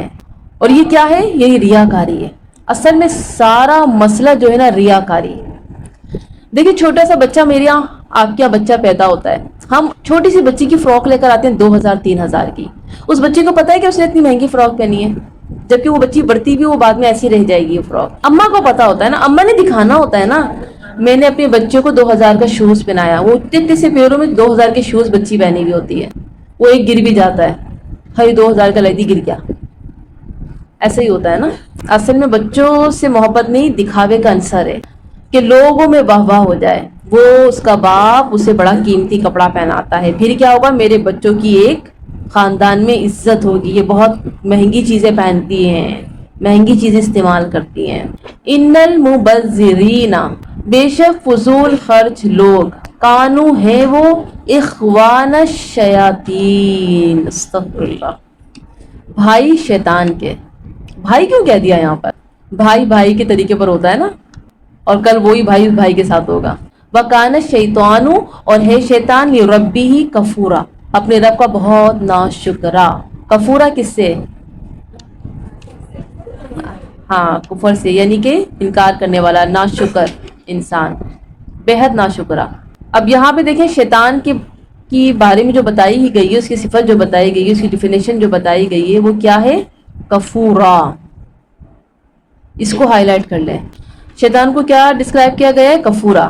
اس طرح سے ڈسکرائب کیا گیا ہے کہ وہ بڑا ہی ناشکرا ہے. اب ہوتا کیا ہے کہ ہے تو میرے اور آپ کے پاس ہی بہت کچھ، لیکن ہم کیا کہتے ہیں؟ تقریباً ہر کسی کی الماری میں 20 کپڑے تو ہوں گے کم سے کم. کیا پہنوں؟ کپڑے ہی نہیں ہیں، دیکھا ہوا سوٹ ہے. یہ ناشکرا پن ہے. سب کچھ ہے لیکن ناشکرا پن ہے. پھر کیا؟ شوہر جی نے دے دیے 5000 کپڑے لے آؤ، ہم گئے 5000 کا ایک سوٹ لیا ہے، چپلیں تو آئی نہیں، اب کیا پہنوں گی؟ یہ ہے ناشکرا پن. 3000 کا لے لیتی 2000 کی چپلیں آ جاتی. لیکن کیا ہم کیا کرتے ہیں؟ اپنی چادر سے زیادہ اپنے پیر پھیلاتے ہیں. پھر کیا ہوتی ہے؟ ناشکری ہوتی ہے. تو اللہ تعالیٰ نے کیا فرمایا کہ فضول خرچی کرنے والا شیطان کا بھائی ہے، یعنی پکے رشتہ دار ہیں وہ شیطان کے، اور وہ اس کے ساتھ جہنم میں جائیں گے. یہاں پر ایک بات ہمیں سمجھنے کی بہت ضروری ہے کہ فضول خرچی ہوتی کیوں ہے؟ اللہ کے ذکر کی غفلت کی وجہ سے. سورہ زخرف 36، جو رحمان کے ذکر سے غفلت برتتا ہے ہم اس پر ایک شیطان مسلط کر دیتے ہیں اور وہ اس کا دوست بن جاتا ہے. اللہ اکبر، کیا دلیل اس بات کی ہے؟ جب ہم ذکر چھوڑتے ہیں، قرآن کلاس چھوڑتے ہیں، تو پھر کیا ہوتا ہے؟ شیطان مسلط ہو جاتا ہے. نمازیں چھوڑتے ہیں، اللہ کو بھول جاتے ہیں، تو شیطان دوست بن جاتا ہے. یہ اللہ کہہ رہا ہے، یہ اللہ کی بات ہے، یہ کسی اور کی بات نہیں. اللہ سے بڑھ کر سچا کون ہو سکتا ہے؟ اللہ کہہ رہا ہے کہ ہم اس کو مسلط کر دیتے ہیں اور اس کا دوست بنا دیتے ہیں. اور اب کیا ہوتا ہے؟ اب وہی ہوتا ہے جو شیطان چاہتا ہے. شیطان کھینچ کے لے کے جاتا ہے بازار میں. ہم جاتے ہیں بازار میں اور بھول جاتے ہیں کہ ظہر بھی چلی گئی، عصر بھی چلی گئی. ہم بھول جاتے ہیں کہ پیسے تو میں کتنے لائی تھی اور خرچ میں نے کتنے کر دیے. ہم بھول جاتے ہیں کہ یہ وقت بڑا قیمتی ہے، اور پھر شام کو گھر تھکے ہوئے لوٹتے ہیں. کلاس میں 2-3 گھنٹے بیٹھنے میں ہم بہت تھک جاتے ہیں، لیکن بازار میں 5 گھنٹے میں بھی ہم خوش ہو جاتے ہیں. کیوں؟ کیونکہ شیطان اس وقت ہمیں تھپکیاں دے رہا ہوتا ہے، کیونکہ وہ دوست بن چکا ہوتا ہے. اور وہ کیا کہتا ہے کہ تو بہت اچھا کر کر آئی ہے. شیطان تو ہے ہی ناشکرا. کچھ دیر بعد پھر ناشکری شروع ہو جاتی ہے. لائی تو بہت کچھ تھی، یہ رہ گیا، اب دوبارہ بازار جانا ہے اور پیسے شوہر سے مانگنے ہیں. یہ ناشکری. پہلے تو شیطان خوب تھکیاں دے رہا ہوتا ہے، بہت اچھا کر آئی، کتنی اچھی لے آئی نا تم، یہ کتنا اچھا ڈسکاؤنٹ میں مل گیا، کیسے کم کرایا نا تم نے، ہاں ایسا تو دیکھو کوئی بھی نہیں لا سکتا جو میں لائی ہوں. لیکن تھوڑی دیر بعد ہی کیا ہوتا ہے، یہ چیزیں رہ گئی، اب کیا کروں، ان سے پیسے بھی مانگنے ہیں. پھر کیا ہوتی ہے، تھوڑی فائٹ ہو جاتی ہے، شوہر جی سے لڑائی ہو جاتی ہے. آپ نے پیسے، آپ کو پتہ نہیں ہے مہنگائی کتنی ہو گئی ہے، مہنگائی کا رونا رو رہے ہوتے ہیں. تو یہ کیا، وہ کون کر رہا ہے، یہ شیطان کر رہا ہے، کیونکہ وہ خود ناشکرا ہے، لوگوں کو بھی ناشکرا بنا دیتا ہے. یعنی فضول خرچی انسان کو ناشکرا بنا دیتی ہے. ہم اللہ کی نعمتوں کو مس یوز کر رہے ہوتے ہیں، تو ہمیں ایسا نہیں کرنا. پھر دیکھیں 28 وَإِمَّا، اور اگر تُعْرِضَنَّ، تم اعراض کرتے ہو، عَنْهُمُ ابْتِغَاءَ، ان سے چاہنے کو. اب یہاں پہ جو ہے تھوڑا سا ٹاپک چینج ہے لیکن بات مال کی ہو رہی ہے. رحمتن، رحمت من ربک، اپنے رب کی طرف سے، ترجوہا، تم امید رکھتے ہو جس کی. یعنی اگر تجھے ان سے منہ پھیر لینا پڑے اپنے رب کی جستجو میں، جس کی تو امید رکھتا ہے. یعنی لوگ آپ سے جو ہے آپ کے رہن سہن کو دیکھ کے سمجھتے ہیں کہ آپ کے پاس اللہ کا دیا بہت ہے، وہ آپ سے ہیلپ کے نہیں آتے ہیں، اور آپ کے پاس تو کچھ بھی نہیں ہے. اب آپ ابھی امید رکھ رہے ہیں کہ جو میرا کاروبار جو ٹھپ ہو چکا ہے وہ انشاءاللہ کامیابی کی طرف جائے گا. تو یہ بات ہو رہی ہے یہاں پہ. فقل، تو کہنا، یعنی آپ کے پاس ابھی کچھ نہیں ہے اور لوگ آپ سے ہیلپ مانگ رہے ہیں، تو کہنا لہم، ان کے لیے، قولا میسورا، بات آسان. میسورا کس سے نکل رہا ہے، یسر سے نا، یسرا، یسر، آسانی سے. ان مع العسر یسرا. 28 لکھیں، اگر رشتوں سے، مساکین سے، مسافروں سے تم اعراض کرو. اب یہ نہیں کی بات ہوئی تھی نا، رشتوں کی بات ہوئی جن میں مساکین اور مسافروں کی بھی بات ہوئی. تو اب اسی بات کو جو ہے کنٹینیو چلایا جا رہا ہے اللہ کے حکم سے. اللہ کے احکامات دیکھیں کتنے خوبصورت ہیں، کتنی سکسپینس ہے آیتوں میں، کہ اللہ تعالیٰ کیا فرما رہے ہیں کہ جن کی بات ہم نے ابھی کی کہ ان کی جو ہے ضرورتوں کو پورا کرو، ان کا حق ادا کرو. تو اللہ تعالیٰ فرما رہے ہیں اب کیا معاملہ ہے کہ تم اعراض کرتے ہو، مطلب پیچھے حکم ہے رشتوں کو نبھانے کا، ان کے حقوق ادا کرنے کا، اور پھر اس کے ساتھ ساتھ فضول خرچی سے بچنے کا بھی ٹوٹکا بتا دیا کہ اگر تم ان کی مدد کرو گے تو فضول خرچی سے بچنا پڑے گا، اسی صورت میں مدد کر سکتے ہو. اب یہ مسئلہ ہے کہ لوگ آپ سے امید رکھتے ہیں مگر آپ کے پاس ابھی کچھ بھی نہیں ہے، بلکہ آپ رب کی رحمت کے امیدوار ہیں، جسے کاروبار اچھا ہو جائے. اب آپ ان سے یہ نہ کہیں کہ ہم تو خود پریشان ہیں، کاروبار اتنا خراب چل رہا ہے، آپ کو کیا پتا ہم کیا کیا فیس کر رہے ہیں. ایسے ہی ہوتا ہے نا اکثر لوگ کہ بظاہر وہ بہت اچھے نظر آ رہے ہوتے ہیں لیکن در حقیقت واقعی میں وہ پریشان ہوتے ہیں کہ ان کا کاروبار ٹھیک نہیں ہوتا. تو اللہ اس کیفیت کو بھی یہاں رکھ رہا ہے. یعنی آپ دیکھیں اللہ تعالیٰ کس طرح سے ہمیں ہر بات کو سمجھا رہا ہے، کچھ بھی نہیں چھوڑا اللہ نے ہمارے لیے کہ تم لوگ کسی بھی سچویشن میں پریشان نہ ہو جاؤ. اب یہاں پہ ہمارے لیے کیا سچویشن رکھ دی، بظاہر آپ دیکھ لو آپ کا گھر بھی اچھا ہے، آپ کا رہن سہن بھی اچھا ہے، تو لوگ جس سے آتے ہیں آپ سے ہیلپ کے لیے. اب آپ ان کی ہیلپ کرنا تو چاہتے ہو لیکن آپ کے پاس کچھ ہے نہیں، تو آپ یہ نہیں کہ آپ ان سے برا رویہ اختیار کرو کہ کاروبار اتنا خراب ہے، ہمارے پاس کچھ بھی نہیں ہے. تو اللہ تعالیٰ فرما رہا ہے قولا میسورا، آپ نے کیا کرنا ہے، ان سے اچھی بات کرنی ہے کہ کوشش کرتے ہیں انشاءاللہ آپ کی ہیلپ کریں گے. ابھی تھوڑے معاملات ایسے چل رہے ہیں لیکن کوشش ضرور کروں گا میں. کیا بات ہے قرآن کی، سبحان اللہ. یعنی ان کو جھڑکو نہ بلکہ نرمی سے بات کرو. مشکل حالات میں بھی رشتوں کی قدر سکھائی جا رہی ہے کہ مشکل حالات میں بھی رشتوں کی قدر کرو. اب وہ مشکلات چاہے مالی ہوں یا وقتی. مطلب ایک تو مالی مشکلات ہیں کہ میرے پاس ابھی کاروبار کی ہم نے بتا دیا آپ کو کہ کاروبار ٹھیک نہیں ہے. وقتی مشکلات بھی ہوتی ہیں. وہ کیسے، آپ قرآن کلاس کا حصہ ہیں، آپ پڑھنے آتی ہیں، آپ کو گھر میں جا کے یاد بھی کرنا ہوتا ہے، وقت نہیں ملتا کہ میں گھر اپنے رشتہ داروں کے پاس جاؤں، ان کو ٹائم دے سکوں. اور چلی جاتی ہوں تو میری ساری ٹائمنگ ایسی اپسیٹ ہوتی ہے کہ بس اب میں کرنا بھی چاہتی ہوں تو نہیں کر پاتی. کیوں، کہیں جانے سے تھکن بھی ہو جاتی ہے اور مجھ جیسے کمزور تو سر کا درد ہی لے کے بیٹھ جاتے ہیں. کہ اگر ایسی سچویشن ہو تو آپ نے کیا کرنا ہے، پیار سے محبت سے سمجھانا ہے. اور ہم نے دو باتیں کی، ایک مالی اور ایک وقتی. مالی بات تو آپ لوگ کو سمجھ میں آ گئی ہوگی لیکن وقتی بات بھی بہت اہم ہے کیونکہ میں اور آپ اسٹوڈنٹ ہیں، ہم لوگ جانتے ہیں کہ ہم لوگوں کو یاد بھی کرنا ہوتا ہے، پڑھنے پڑھانے کی جو ہمیں ذمہ داری ہے، تو رشتہ داروں کے لیے ٹائم ذرا کم ہی نکل پاتا ہے اور ہم نہیں جا پاتے. تو یہاں پر اس کے لیے بھی کیا محبت سے کہیں، بلکہ ایسے نہ بولیں ہم آپ کی طرح نہیں ہے فالتو لوگ، ہم قرآن کلاس میں جاتے ہیں، اچھا تم لوگ کا تو کام یہی ہے بس ٹائم ضائع کرتے رہو. نہیں، ایسے نہیں بولنا، ایسے نہیں بولنا، بلکہ کیا بس ٹائم نہیں مل پاتا، عاجزی سے محبت سے کہ کیا کریں تھوڑا سا مصروفیت ہے اس وجہ سے نہیں آ پاتی. تو یہ بات بھی ہمیں جو ہے نا سیکھنے کی ضرورت ہے. اگر ہم کسی کو مال وقت نہیں دے سکتے تو محبت ضرور دے سکتے ہیں، کیونکہ ہم سب سیکھ رہے ہیں نا قرآن کی باتیں. تو یہاں پہ یہ ہے کہ اگر آپ مال بھی نہیں دے سکتے کسی کو، اگر آپ کسی کو وقت بھی نہیں دے سکتے، تو کیا کریں؟ کہیں گئے، کوئی ایونٹ ہے، کوئی شادی ہے، کوئی دعوت ہے، اب وہاں جانے کا اتفاق ہو گیا ہے، تو شکلیں دیکھتے یہ نہیں شکوہ شکایت شروع، اگر میں نہیں آ سکتی تو تم تو آ سکتی ہو نا.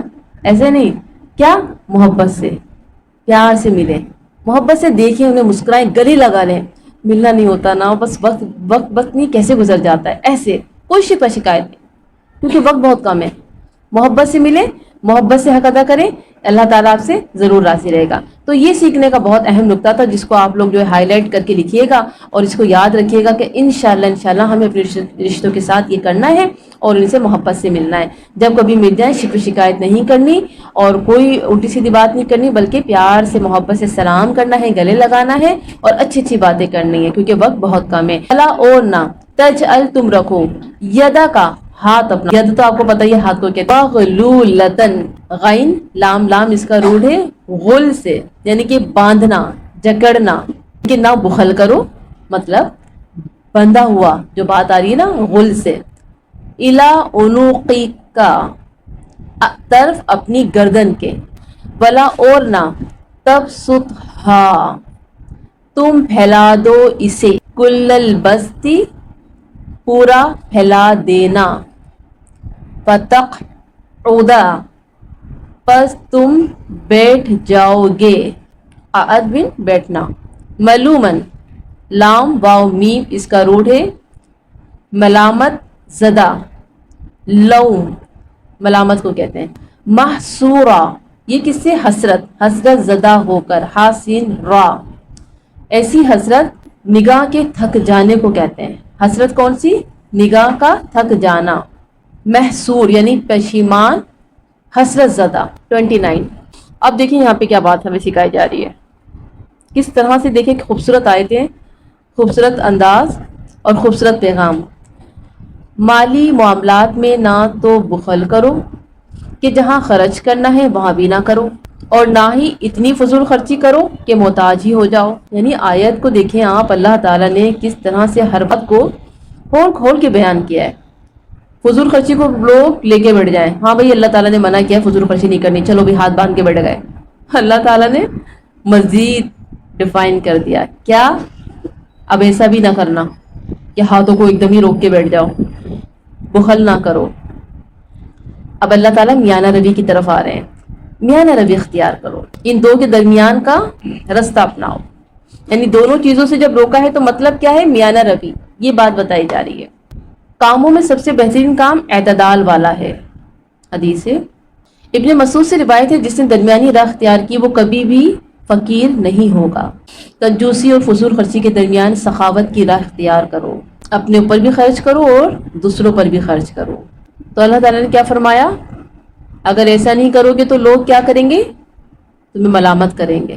یعنی ایک دم ہاتھ باندھ لو گے تو بھی ملامت کا منہ دیکھنا پڑے گا، ایک دم اگر خرچ کر دو گے تو پھر محصورہ، پریشان ہو کے بیٹھ جاؤ گی، یہ میں نے کیا کر دیا، اب تو میرے پاس کچھ بچا ہی نہیں، اب تو میں خود محتاج ہو گئی. یعنی جب انسان کے پاس پیسہ ہوتا ہے تو وہ پیسہ سنبھالتا نہیں ہے اور پھر کیا ہوتا ہے؟ خوب خرچ کرتا ہے، اور جب سارے خرچ ہو جاتے ہیں تو پھر افسوس کرتا ہے، پھر حسرت سے دوسروں کو دیکھتا ہے کہ اگر میں بچا لیتی کچھ ایسے تو میں بھی یہ لے آتی، لیکن کیا ہوا؟ میں تو ایک دم خالی ہاتھ ہو گئی، میں تو خود محتاج ہو گئی. تو جتنی چادر ہے اتنے پیر پھیلانے چاہیے، میانہ روی اختیار کرنی چاہیے، نہ فضول خرچی کریں نہ بخل اختیار کریں، بلکہ درمیان کا رستہ اختیار کریں. تو 26، 27، 28، 29، زندگی تنہائی کا سفر نہیں بلکہ اجتماعیت کا سفر ہے. سب کے ساتھ زندگی گزارنا فن ہے. یعنی ہمیں یہ باتیں ساتھ ساتھ ساری سکھائی گئی ہیں حقوق العباد میں، کہ سب کو ساتھ لے کے چلنا ہے، سب کو ہر طرح سے دیکھنا ہے، مالی طور پہ بھی اور اخلاق کے طور پر بھی۔ رشتے اور مال سب اللہ کے دیے ہوئے ہیں، ان کی قدر کرنی ہے، لیکن ہم کیا کرتے ہیں؟ دونوں کی ہی ناقدری کرتے ہیں، نہ رشتوں کی قدر کرتے ہیں نہ مال کی قدر کرتے ہیں، اللہ کی نعمتوں کا غلط استعمال، ناقدری۔ 30، 31، 32 اور 33 ایک ہی ٹاپک میں آ رہی ہے۔ انا بے شک، ربک رب آپ کا، یبسط الرزق کشادہ کرتا ہے رزق کو، لمن یشاء جس کے لیے وہ چاہتا ہے، ویقدر اور وہ تنگ کر دیتا ہے، انہو بے شک وہ، کانا ہے وہ، بعبادہ اپنے بندوں کی، خبیرم پوری خبر رکھنے والا، بصیرا خوب دیکھنے والا۔ 30 لکھیں پہلے۔ اس میں اہل ایمان کے لیے تسلی ہے کہ ان کے پاس وسائل رزق کی فراوانی نہیں ہے، تو اس کا مطلب یہ نہیں ہے اللہ کے یہاں ان کا مقام نہیں ہے، بلکہ یہ رزق کی وسعت یا کمی، اس کا تعلق اللہ کی حکمت و مصلحت سے ہے، جسے صرف وہی جانتا ہے۔ وہ اپنے دشمنوں کو قارون بنا دے اور اپنوں کو اتنا ہی دے جس سے وہ بامشکل اپنا گزارا کر سکے، یہ اس کی مشیت ہے۔ تو رزق کس کے ہاتھ میں؟ اللہ کے ہاتھ میں ہے، یہ اس کی پلاننگ ہے کہ کس کو کتنا دینا ہے۔ حدیث قدسی ہے، میرے بندوں میں سے کوئی ایسا ہے کہ جس کے لیے صرف محتاجی مناسب ہے، یعنی اس کو نہ دوں تو اس کے حق میں اچھا ہے، اور اگر میں اس کو غنی کر دوں تو اس کے دین میں بگاڑ آ جائے، یعنی وہ دنیا کے پیچھے بھاگ جائے، اور میرے بندوں میں کوئی ایسا ہے کہ اس کے لیے صرف امیری مناسب ہے، اگر میں اس کو فقیر بنا دوں تو اس کے دین میں بگاڑ آ جائے، کسی کو زیادہ دیا کسی کو کم، یہ کیا ہے؟ اللہ کی مصلحت ہے، یہ اللہ کی تقسیم ہے۔ اور آپ نے دیکھا ہوگا ایک ماں کے بچے ہوتے ہیں، بھائی بہت امیر ہوتا ہے تو چھوٹا بھائی بہت غریب ہوتا ہے نا، ایک ماں کے بچے ہوتے ہیں، ایک کا کاروبار بہت اچھا ہوتا ہے، ایک کا کاروبار ہوتا ہی نہیں ہے، تو یہ اللہ کی تقسیم ہے۔ اللہ چاہے تو ایک ماں کے بچے سب ایک جیسے ہونے چاہیے، سب کے پاس ایک مال ہونا چاہیے، تو سارے معاملات کیا ہیں؟ اللہ جانتا ہے، اللہ کی حکمتیں، اللہ رازق ہے، اللہ کی تقسیم ہے، اللہ رزق دے کر بھی آزماتا ہے اور نہ دے کر بھی، وہ انسانوں کو ہر حال میں پرکھ رہا ہوتا ہے۔ عبد القادر جیلانی رحمۃ اللہ کا ایک قول ہے، یعنی اللہ تعالیٰ جو ہے نا لوگوں کو پرکھ رہا ہوتا ہے کہ یہ لوگوں کے سامنے کیسے ہیں اور تنہائی میں کیسے ہیں، تو مال دے کر اور نہ دے کر اللہ آزما رہا ہوتا ہے، وہ اس کی آزمائش کر رہا ہوتا ہے کہ دیکھو اس کے مال کا استعمال کس طرح سے ہے، یہ اپنے مال کو اپنے لیے کیسے استعمال کرتا ہے، لوگوں کے لیے کیسے استعمال کرتا ہے، اس کے دو روپ ہو جاتے ہیں، وہ لوگوں کے سامنے کیا دکھاوا کر رہا ہے اور تنہائی میں وہ کیا ہے۔ تو ایسے میں عبد القادر جیلانی رحمۃ اللہ علیہ کا قول ہے، جب کوئی بندہ گناہ کرتے وقت اپنے دروازے کو بند کر لیتا ہے، پردے ڈال دیتا ہے اور مخلوق سے چھپ جاتا ہے، اکیلے میں خدا کی نافرمانی کرتا ہے کہ لوگوں کو پتہ نہ چلے، تو اللہ تعالیٰ فرماتا ہے، اے ابن آدم، تو نے اپنے دیکھنے والوں میں سب سے زیادہ مجھی کو کمتر سمجھا کہ سب سے پردہ کرنا ضروری سمجھتا ہے، اور مجھ سے مخلوق برابر بھی شرم نہیں کرتا۔ استغفر اللہ۔ تو یہ چیز کیا ہے؟ یہ ہمیں اپنا جائزہ لینا چاہیے کہ ہم لوگوں کے سامنے کیسے ہیں اور اللہ کے سامنے کیسے ہیں۔ 31 بلا اور نہ تقتلوا تم قتل کرو اولادکم اولاد اپنی، خشیتہ خوف سے، املاق مفلسی کے، نحن ہم نرزقہم ہم رزق دیتے ہیں انہیں، وَإِيَّاكُمْ اور تمہیں بھی، اِنَّا بے شک قتلہم قتل کرنا ان کا، کانا ہے، خطأً خطا۔ اب یہ جو خطأً جو ہے نا لفظ، خطا کیا ہوتی ہے؟ وہ بھول کر کی جاتی ہے، اور خط جان بوجھ کر کرنا، ایسی غلطی جو جان بوجھ کر کی جائے، کبیرہ بہت بڑی۔ اب یہاں پہ جو ہے بہت اہم موضوع شروع ہو رہا ہے، اور آج کل کی خواتین کے لیے بہت اہم اس میں لیسن ہے۔ اپنی اولاد کو مفلسی کے خوف سے قتل نہ کرو۔ قتل کی کئی صورتیں ہیں، ایک صورت پیدا ہونے کے بعد قتل کرنا، دوسری صورت پیدا ہونے سے پہلے ہی مار دینا، اور تیسری صورت اخلاقی قتل، یعنی ان کی تعلیم و تربیت ہی نہ کی جائے. اللہ اکبر. اور جو اخلاقی قتل ہے نا، یہ قتل عام ہے، یہ بہت عام ہے. آج جو نسلیں تباہ و برباد ہو گئی، یہ اخلاقی قتل ہے. آج بچوں کو نہیں پتا کہ حق کیا ہے اور شر کیا ہے. آج بچے نہیں جانتے کہ دین کیا ہے، دین اسلام کیا ہے. آج بچے نہیں جانتے کہ ہم کیوں زندگی جی رہے ہیں. آج بچے بڑوں کا ادب نہیں جانتے. آج بچے دین اسلام کی حقیقتیں نہیں جانتے، اللہ کے حقوق نہیں جانتے، ان کی تربیت نہیں کی. تو یہ کیا ہے؟ اخلاقی قتل. اور یہ ہر ماں کر چکی ہے. اور انہی بچوں نے جا کے معاشرہ بگاڑ دیا، اور پھر معاشرے میں وہ سب کچھ ہو گیا جو آج میرے اور آپ کے سامنے ہے. لیکن یہاں پہ جس قتل کی بات ہے وہ جسمانی قتل کی بات ہے، لیکن تینوں قتل کی بات کرنا ضروری ہے. تو جسمانی قتل کی بات ہو رہی ہے. حضرت عبداللہ بن مسعود سے روایت ہے کہ میں نے نبی کریم صلی اللہ علیہ وآلہ وسلم سے دریافت کیا سب سے بڑا گناہ کیا ہے؟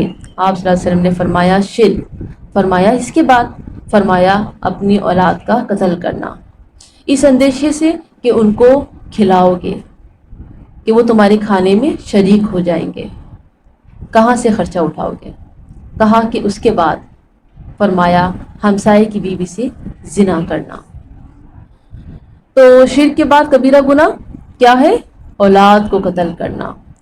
اور آج کے دور میں، اتنے ترقی یافتہ دور میں، یہ قتل بہت عام ہے. پہلے تو یہ چیزیں تھیں کہ ساس کہتی تھی کہ بیٹا ہی چاہیے، تو بیٹیوں کا ایبارشن ہوتا رہا، اور ابھی بھی ہوتا ہے انڈیا کے علاقوں میں. لیکن آج ایک اور فتنہ اٹھ گیا ہے.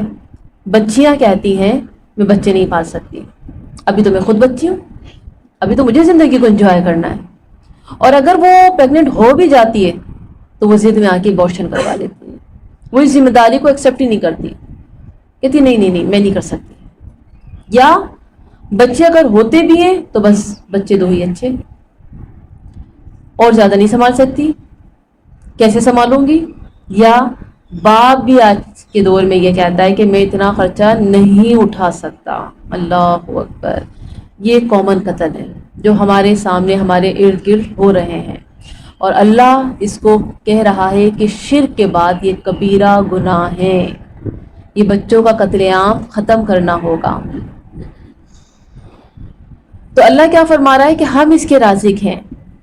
تم اس وجہ سے کہ ان کو کیسے کھلاؤ گے یہ خوف نہ کھاؤ. جو آتا ہے وہ اپنا رزق لے کر آتا ہے. آج شادی ہوتی ہے تو میاں بیوی یہ پلاننگ کرتے ہیں کہ پہلے ہم سیٹ ہو جائیں پھر بچے کریں گے. آج کل قتل اولاد کا گناہ عظیم نہایت منظم طریقے سے اور خاندانی منصوبہ بندی کے حسین عنوان سے پوری دنیا میں عام ہے. مرد حضرات بہتر تعلیم و تربیت کے نام پر اور خواتین اپنے حسن کو برقرار رکھنے کے لیے اس جرم کا عام ارتکاب کر رہی ہیں. عورتیں کیا کہتی ہیں؟ میرا فگر خراب ہو جائے گا، میرا جسم خراب ہو جائے گا. نہیں، ڈیلیوری کے بعد تو عورت کا جسم عجیب بے ڈھنگا سا ہو جاتا ہے، نعوذ باللہ. اس طرح کی باتیں ہوتی ہیں. تو ایسی بھی جہالت ہے اس ترقی یافتہ دور میں. تو ایسے گناہوں سے بچنا بہت ضروری ہے. 32 دیکھیے. ولا اور نہ تقربوا الزنا، تم قریب جاؤ زنا کے، انہ یقیناً وہ کانا ہے فاحشہ بے حیائی، وساء اور بہت برا سبیلا راستہ. 32 زنا کیا ہے؟ کبیرہ گناہ ہے. اللہ تعالیٰ فرما رہے ہیں کہ زنا کے قریب بھی نہ جاؤ. یعنی زنا کرنا تو بہت دور کی بات ہے، جہاں زنا ہو رہا ہے، جہاں زنا کے جیسے کام ہو رہے ہیں ان جگہوں پہ بھی نہ جاؤ، ان محفلوں میں بھی نہ جاؤ جن کا راستہ زنا کی طرف جاتا ہے. مطلب بے حیائی کی محفلیں، بے پردگی کی محفلیں، میوزک کی محفلیں، یہ سب زنا کا راستہ اختیار کر رہی ہوتی ہیں. تو کیا کہا کہ ان کے قریب بھی نہ جاؤ، کیونکہ آنکھوں کا بھی زنا ہوتا ہے، کانوں کا بھی زنا ہوتا ہے. حدیث میں آتا ہے انسان جب زنا کرتا ہے تو ایمان اس کے اندر سے نکل کر سائبان کی طرح اس پر معلق ہو جاتا ہے. جب وہ باز آ جاتا ہے تو ایمان واپس آ جاتا ہے. یعنی زنا کی کیفیت میں وہ مسلمان نہیں رہتا، ایمان جو ہے اس کے اندر سے باہر نکل جاتا ہے. کتنی بڑی بات ہے. یعنی دل سے ایمان نکل جاتا ہے، اور اگر اسی حالت میں اس کی ڈیتھ ہو جائے تو وہ کفر کی حالت میں مرے گا. استغفر اللہ واتوب الیہ. رسول اللہ صلی اللہ علیہ وسلم نے فرمایا زانی جب زنا کرتا ہے تو وہ ایمان کی حالت میں نہیں رہتا، یعنی یہ اتنا بڑا جرم ہے۔ اور پھر شادی شدہ اگر یہ جرم کرے تو کیا سزا ہے کہ اسے سنسار کیا جائے، رجم کیا جائے، اور ایسی تنہائی میں اس کا قتل نہ کیا جائے بلکہ لوگوں کے سامنے اس کو سنسار کیا جائے تاکہ لوگوں کے لیے وہ عبرت کا نشان بن جائے۔ تو یہاں پر ایک بات اور بھی سمجھنے کے لیے ہے کہ عورتوں کا بے پردہ بن سنور کر نکلنا مردوں کو زنا کی دعوت دینا ہے، تو اس لیے کوشش یہ کرنا چاہیے کہ بے پردگی سے نہ شادیوں میں جائیں، اور اگر مس گیدرنگ ہے تو ویسے تو مس گیدرنگ میں جانا ہی نہیں چاہیے۔ کمبائن سسٹم کیا ہوتا ہے؟ زنا کی دعوتیں دی جا رہی ہوتی ہیں۔ 33 دیکھ لیجئے، ولا اور نہ تقتلوا النفس، تم قتل کرو کسی جان کو، التی وہ جو حرم اللہ حرام کی اللہ نے، الا مگر بالحق ساتھ حق کے۔ حق کا مطلب یہاں پہ کیا رہا ہے؟ قصاص کی بات ہو رہی ہے کہ قصاص جو لیا جائے۔ ومن اور جو کوئی قتیلا قتل کیا گیا، مظلومن مظلوم، فقط تو تحقیق جعلنا بنایا ہم نے ولی ہی اس کے ولی کے لیے، ولی کون ہے؟ مقتول کے وارث کی طرف اشارہ ہے، ٹھیک ہے، ولی کون ہے؟ مقتول کا وارث۔ سلطانن اختیار قوت، فلا پس نہ یسرف وہ زیادتی کرے، دیکھیں اسراف سے، فی القتل قتل میں، انہو بے شک وہ کانا ہے منصورا مدد کیا ہوا، نصرہ سے، نصرہ مطلب مدد کرنا۔ اب لکھیں 33 قتل اولاد اور زنا کے بعد قتل عام کی بات ہو رہی ہے، یعنی کہ نفس کی قتل، عام انسانوں کا قتل، یعنی کسی کو ناحق قتل کرنا حرام ہے۔ ایک انسان کا قتل ساری انسانیت کا قتل ہے، اب چاہے وہ مسلم ہو یا غیر مسلم، ناحق قتل کی اجازت نہیں۔ اور اگر کوئی قتل کر دیتا ہے تو کیا ہوگا؟ بدلہ، قصاص، جان کے بدلے جان۔ مقتول کے وارثوں کو یہ حق یا غلبہ یا طاقت دی گئی ہے کہ وہ قاتل کو حاکم میں وقت کے شرعی فیصلے کے بعد قصاص میں قتل کر دے، یا اسے دیت لے لے یا معاف کر دے، اور اگر قصاص ہی لینا ہے تو اس پر زیادتی نہ کرے۔ مطلب کیا ہے کہ ایک قتل کے بدلے ایک ہی قتل ہوگا، 2 قتل نہیں ہوں گے، اس زیادتی کی بات ہو رہی ہے کہ زیادتی نہ کریں، ایک کے بدلے ایک ہی قتل ہوگا، یا مسلح نہ کریں، یعنی کہ باڈی کے جیسے پارٹس کاٹ دیے جاتے ہیں یہ نہ کیا جائے، عذاب دے دے کر نہ مارا جائے، اس زیادتی سے روکا جا رہا ہے، ٹھیک ہے، قتل کے بدلے قتل۔ مقتول کا وارث منصور ہے، یعنی اس سار احکام کو اس کی مدد کرنے کی تاکید کی گئی ہے۔ ابن مسعود سے روایت ہے کہ نبی کریم صلی اللہ علیہ وسلم نے فرمایا قیامت کے دن سب سے پہلے خون کے فیصلے کیے جائیں گے۔ رسول اللہ صلی اللہ علیہ وسلم نے فرمایا اللہ کی نظر میں مومن کے ناحق قتل کے مقابلے میں ساری دنیا کا فنا ہو جانا حقیر ہے۔ اللہ اکبر، یعنی اگر کسی مومن کو بلا وجہ قتل کیا جاتا ہے تو یہ اتنا بڑا جرم ہے کہ پوری دنیا ختم ہو جائے، تو اتنی بڑی بات نہیں ہے۔ یعنی کہ دنیا کی جو چیزیں ہوتی ہیں، مکانات، عمارتیں، تمام چیزیں کی طرف اشارہ ہے۔ کیوں؟ کیونکہ جان کا تو کوئی بھی بدلہ نہیں ہے نا، آلٹرنیٹ نہیں ہے، متبادل نہیں ہے۔ تو لیسن کیا ہے؟ قتل اولاد، قتل انسانیت، رزق کی کمی کا خوف یا زنا کے عام ہونے کی وجہ سے ہوتا ہے۔ یقین رکھنا ہے کہ رازق اللہ ہے اور بے حیائی سے بچنا ہے تاکہ زنا کی طرف کوئی نہ جا سکے۔ سبحانک اللہم و بحمدک، اشہد ان لا الہ الا انت، استغفرک و اتوب الیک۔ السلام علیکم ورحمۃ اللہ وبرکاتہ۔